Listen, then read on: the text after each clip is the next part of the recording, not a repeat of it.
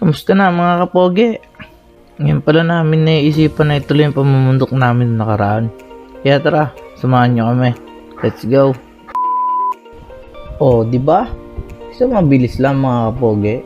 Di na binidyohan yung mga palakad-lakad at papunta namin din at nabidyohan ko nyo nakaraan Kung gusto nyo sumorkat mga kapogi, di na nga pwede dumaan sa may chairlift. Mura lang din naman, nagkataon lang wala lang talaga kaming pera. Sa parte nga rin nga mga kapogi, kami aahon na. Doon na ulit kami babanat ng kain. Gutom na ulit Ay, tama naman yung mukha. Ngibit na Tindi naman kasi ng tarik din mga kapogi. Nag-aagala ka na. Makaka-exercise ka pa. Ari dapat yung aakitin namin noong nakaraan mga kapogi. Nung kami marami. Naabutan lang talaga ng ulan. Sa parte nga rin nga mga kapogi, kami malapit na. Aba, tanaw na Siyempre, dahil tayo nandini na, isang selfie muna. Bang! At isang magandang kuha na rin, paligid. Kita nyo naman mga kapogi, kahit tarik-tarik na tarik, sulit naman ang pagod nyo din Nagdalalaan kayo ng kape, para kayo makapagkape, bugakyat nyo din Tara mga kapogi, akyatin pa natin yung pinakataas. Doon naman tayo kukuha ulit ng maganda. Yung mga dinadaan na namin mga kapogi, tinitignan na rin namin. Classic naman yung lugar.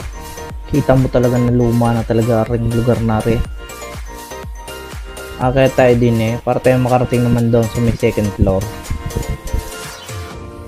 Sa parting ari nga mga kapogi, kami andin na sa second floor. Medyo mababa pa.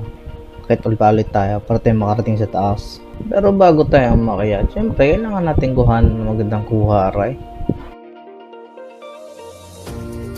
Aba, akyat ulit at tayo na may pupunta na talaga down sa may third floor.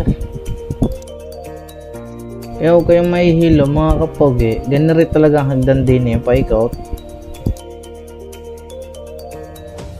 Aba, klaseng marami nag-iiwan din ng gamit, ang daming padlock At sa parting aring ang mga kapogi, kaya akit na daw sa pinakamataas. Tapos isang magandang kuha na din ulit. At ayan na, may pag-ikot pa nga siya, magandang kuha, pasok.